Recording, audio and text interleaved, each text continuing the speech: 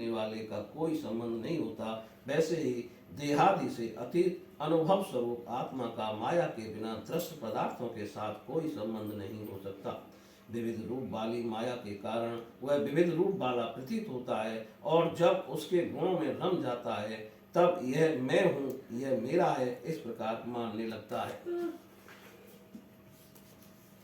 किंतु जब ये गुणों को क्षुब्ध करने वाली काल और मोह उत्पन्न करने वाली माया इन दोनों से परे अपने अनंत स्वरूप में मोह रहित होकर रमण करने लगता है, आत्माराम हो जाता है, तब ये मैं मेरा या का भाव छोड़कर पूर्ण उदासीन गुणातीत हो जाता है। ब्रह्मा जी की निष्कपट तपस्या से प्रसन्न होकर भगवान ने उन्हें अपने रूप का दर्शन कराया और आत्म तत्व के ज्ञान के लिए उन्हें परम सत्य परमार्थ वस्तु का उपदेश किया। वही बात मैं तुम्हें सुनाता हूँ।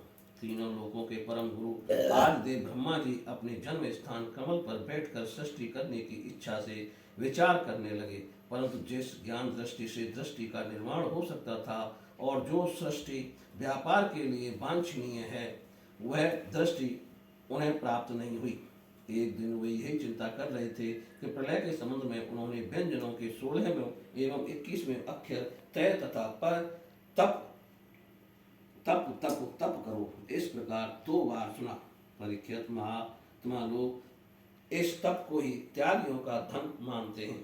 यह सुनकर ब्रह्मा जी ने वक्ता को देखने की इच्छा से चारों ओर देखा, परंतु वहां दूसरा कोई दिखाई न पड़ा। वे अपने कमल पर बैठ गए और मुझे तप करने की प्रत्यक्ष आज्ञा मिली है, ऐसा निश्चय कर उसी में अपना हित समझकर उन्होंने अपने मन को तपस्या में लगा दिया। ब्रह्मा जी तपस्वियों में सबसे बड़े तपस्वी हैं, उनका ज्ञान अमोघ है। उन्होंने उस समय 1 सहस्त्र दिव्य वर्ष पर्यंत एकाग्र चित्त से अपने प्राण मन कर्मेंद्रिय और ज्ञानेंद्रिय को वश में करके ऐसी तपस्या की जिससे वे समस्त लोगों को प्रकाशित करने में समर्थ हो सके। उनकी तपस्या से प्रसन्न होकर भगवान ने उन्हें अपना वह लोक दिखाया जो सबसे श्रेष्ठ है और जिससे परे कोई दूसरा लोक नहीं है। उस लोक में किसी भी प्रकार के कलेश मोह और भय नहीं है। जिन्हें कभी एक बार भी उनके दर्शन का सौभाग्य प्राप्त हुआ है, वे देवता बार बार उसकी स्तुति करते रहते हैं।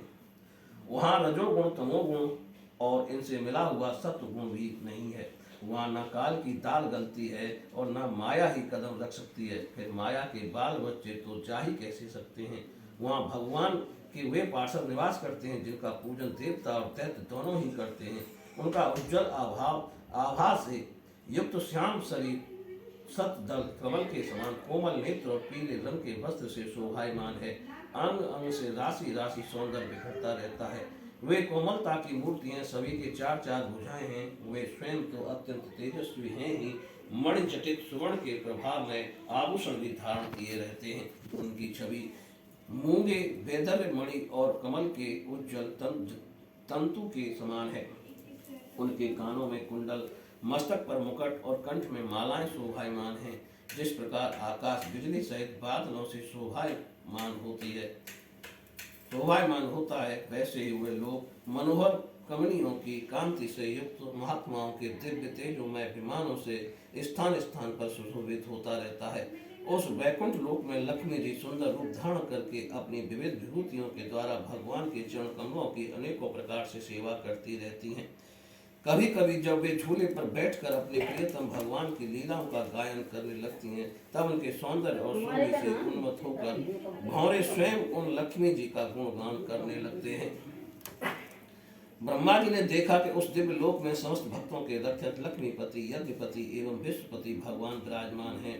सुनंद, नंद, प्रबल और अहरण आदि मुख्य पार्षद गण उन प्रभु की सेवा कर रहे हैं। उनका मुख कमल प्रसाद मधुर मुस्कान से युक्त है। आंखों में लाल लाल डोरियां हैं। बड़ी मोहक और मधुर चितवन है। ऐसा जान पड़ता है कि अभी अभी अपने प्रेमी भक्त को अपना सर्वस्व दे देंगे। सिर पर मुकुट, कानों में कुंडल और कंधे पर पीतांबर जगमगा रहे हैं। वक्ष स्थल पर एक सुनहरी रेखा के रूप में श्री लक्ष्मी जी विराजमान हैं और सुंदर 4 भुजाएं हैं। वे एक सर्वोत्तम और बहुमूल्य आसन पर विराजमान हैं। पुरुष प्रति महतत्व, अहंकार, मन, 10 इंद्रियां, शब्दादि 5 तन मात्राएं और पंचभूत, वे 25 मूर्तिमान होकर उनके चारों ओर खड़ी हैं। एकाग्र, ऐश्वर्य, धर्म, कीर्ति, श्री ज्ञान और वैराग्य, इन 6 नित्य सिद्ध स्वरूप भूत शक्तियों से वे सर्वथा युक्त रहते हैं। उनके अतिरिक्त और कहीं भी ये नित्य रूप से निवास नहीं करती। वे सर्वेश्वर प्रभु अपने नित्य आनंदमय स्वरूप में ही नित्य निरंतर निगमन रहते हैं। उनका दर्शन करते ही ब्रह्मा जी का हृदय आनंद के उद्रेक से लबालब भर गया। शरीर पुलकित हो उठा, नेत्रों में प्रेमाश्रु छलक आए। ब्रह्मा जी ने भगवान के उन चरण कमलों में जो परमहंसों के निवृत्ति मार्ग से प्राप्त हो सकते हैं, सिर झुकाकर प्रणाम किया। ब्रह्मा जी के प्यारे भगवान अपने प्रिय ब्रह्मा को प्रेम और दर्शन के आनंद में निमग्न, शरणागत तथा प्रजा सृष्टि के लिए आदेश देने के योग्य देखकर बहुत प्रसन्न हुए। उन्होंने ब्रह्मा जी से हाथ मिलाया तथा मंद मुस्कान से अलंकृत वाणी में कहा। श्री भगवान ने कहा, ब्रह्मा जी, तुम्हारे हृदय में तो समस्त वेदों का ज्ञान विद्यमान है। तुमने सृष्टि रचना की इच्छा से चिरकाल तक तपस्या करके मुझे भली भांति संतुष्ट कर दिया है। मन में कपट रखकर योग साधना करने वाले मुझे कभी प्रसन्न नहीं कर सकते। तुम्हारा कल्याण हो, तुम्हारी जो अभिलाषा हो वही वर मुझसे मांग लो, क्योंकि मैं मुंह मांगी वस्तु देने में समर्थ हूँ। ब्रह्मा जी, जीव के समस्त कल्याणकारी साधनों का विश्राम पर्यवसान मेरे दर्शन में ही है। तुमने मुझे देखे बिना ही उस शून्य जल में मेरी वाणी सुनकर इतनी घोर तपस्या की है। इसी से मेरी इच्छा से तुम्हें मेरे लोक का दर्शन हुआ है। तुम उस पर सृष्टि रचना का कर्म करने में किंकर्तव्य विमूढ़ हो रहे थे। इसी से मैंने तुम्हें तपस्या करने की आज्ञा दी थी, क्योंकि निष्पाप तपस्या मेरा हृदय है और मैं स्वयं तपस्या का आत्मा हूँ। मैं तपस्या से ही इस संसार की सृष्टि करता हूँ, तपस्या से ही इसका धारण पोषण करता हूँ और फिर तपस्या से ही इसे अपने लीन कर लेता हूँ। तपस्या मेरी एक दुर्लंघ शक्ति है। ब्रह्मा जी ने कहा, भगवान, आप समस्त प्राणियों के अंतःकरण में साक्षी रूप से विराजमान रहते हैं। आप अपने अप्रतिहत ज्ञान से यह जानते ही हैं कि मैं क्या करना चाहता हूँ। नाथ, आप कृपा करके मुझ याचक की यह मांग पूरी कीजिए कि मैं रूप रहित आपके सगुण और निर्गुण दोनों ही रूपों को जानता हूँ। आप माया के स्वामी हैं। आपका संकल्प कभी व्यर्थ नहीं होता। जैसे मकड़ी अपने मुंह से जाला निकालकर उसमें कीड़ा करती है और फिर उसमें अपने में लीन कर लेती है, वैसे ही आप अपनी माया का आश्रय लेकर इस विविध शक्ति संपन्न जगत की उत्पत्ति, पालन और संहार करने के लिए अपने आप को ही अनेक रूपों में बना देते हैं और कीड़ा करते हैं। इस प्रकार आप कैसे करते हैं, इस मर्म को मैं जान सकूं, ऐसा ज्ञान आप मुझे दीजिए। आप मुझ पर ऐसी कृपा कीजिए कि मैं सजग रहकर सावधानी से आपकी आज्ञा का पालन कर सकूं और सृष्टि की रचना करते समय भी कर्तापन आदि के अभिमान से बंध ना जाऊं।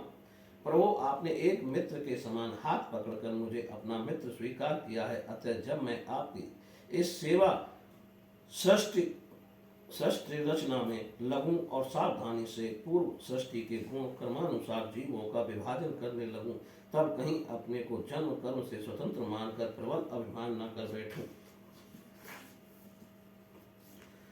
श्री भगवान ने कहा, अनुभव, प्रेमा भक्ति और साधनों से युक्त अत्यंत गोपनीय अपने स्वरूप का ज्ञान मैं तुम्हें कहता हूँ, तुम उसे ग्रहण करो। मेरा जितना विस्तार है, मेरा जो लक्षण है, मेरे जितने और जैसे रूप गुण लीलाएं हैं, मेरी कृपा से तुम उनका तत्व ठीक ठीक वैसा ही अनुभव करो। सृष्टि के पूर्व केवल मैं ही मैं था। मेरे अतिरिक्त न स्थूल था, न सूक्ष्म और न दोनों का कारण अज्ञान। जहाँ यह सृष्टि नहीं है वहाँ मैं ही मैं हूँ और इस सृष्टि के रूप में जो कुछ प्रतीत हो रहा है वह भी मैं ही हूँ और जो कुछ बच रहेगा वह भी मैं ही हूँ। वास्तव में न होने पर भी जो कुछ अनिवर्चनीय वस्तु मेरे अतिरिक्त को मुझ परमात्मा में दो चंद्रमाओं की तरह मिथ्या ही प्रतीत हो रही है, अथवा विद्यमान होने पर भी आकाश मंडल के नक्षत्रों में राहु की भांति जो मेरी प्रतीत नहीं होती, इसे मेरी माया समझना चाहिए। जैसे प्राणियों के पंचभूत रचित छोटे बड़े शरीर में आकाश आदि पंच महाभूत उन शरीर के कार्य रूप से निर्मित होने के कारण प्रवेश करते भी हैं और पहले से ही उन स्थानों और रूपों में कारण रूप से विद्यमान रहने के कारण प्रवेश नहीं भी करते, वैसे ही उन प्राणियों के शरीर की दृष्टि से मैं उनमें आत्मा के रूप में प्रवेश किए हुए हूँ और आत्म दृष्टि से अपने अतिरिक्त और कोई वस्तु न होने के कारण उसमें प्रवेश नहीं भी हूँ। यह भ्रम नहीं, यह ब्रह्मा, यह ब्रह्म, ये ब्रह्म नहीं, ये ब्रह्म नहीं, इस प्रकार निषेध की पद्धति से और ये ब्रह्म है, ये ब्रह्म है, इस अन्वय की पद्धति से यही सिद्ध होता है कि सर्वातीत एवं सर्वस्वरूप भगवान ही सर्वदा और सर्वत्र स्थित है।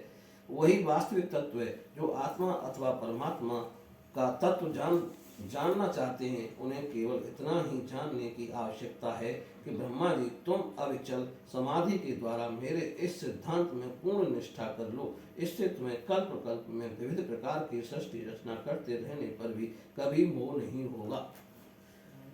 श्री सुखदेव जी कहते हैं, लोक पितामह ब्रह्मा जी को इस प्रकार उपदेश देकर अजन्मा भगवान ने उनके देखते ही देखते अपने उस रूप को छिपा लिया।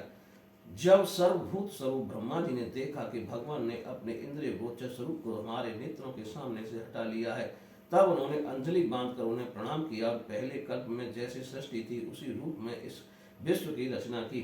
एक बार धर्मपति प्रजापति ब्रह्मा जी ने सारी जनता का कल्याण हो अपने इस स्वार्थ की पूर्ति के लिए विधि पूर्वक यम नियमों का धारण किया। इस समय उनके पुत्रों में सबसे अधिक प्रिय परम भक्ति देवर्षि नारद जी ने मायापति भगवान की माया तत्व जानने की इच्छा से बड़े संयम, विनय और सौम्यता से अनुगत होकर उनकी सेवा की और उन्होंने सेवा से ब्रह्मा जी को बहुत ही संतुष्ट कर लिया। परीक्षित, जब देवर्षि नारद ने देखा कि मेरे लोक पिता में पिताजी मुझ पर प्रसन्न हैं, तब उन्होंने उनसे यही प्रश्न किया जो तुम मुझसे कर रहे हो। उनके प्रश्न से ब्रह्मा जी और प्रसन्न हुए। फिर उन्होंने ये 10 लक्षण वाला भागवत पुराण अपने पुत्र नारद को सुनाया, जिसका स्वयं भगवान ने उन्हें उपदेश किया था। परीक्षित, जिस समय मेरे परम तेजस्वी पिता सरस्वती के तट पर बैठकर परमात्मा के ध्यान में मग्न थे, उस समय देवर्षि नारद जी ने वही भागवत उन्हें सुनाया। तुमने मुझसे जो यह प्रश्न किया है कि विराट रूप से इस जगत की उत्पत्ति कैसे हुई, तथा दूसरे भी जो बहुत से प्रश्न किए हैं, उन सब का उत्तर मैं इसी भागवत पुराण के रूप में देता हूँ। बोलिए श्री कृष्ण भगवान की।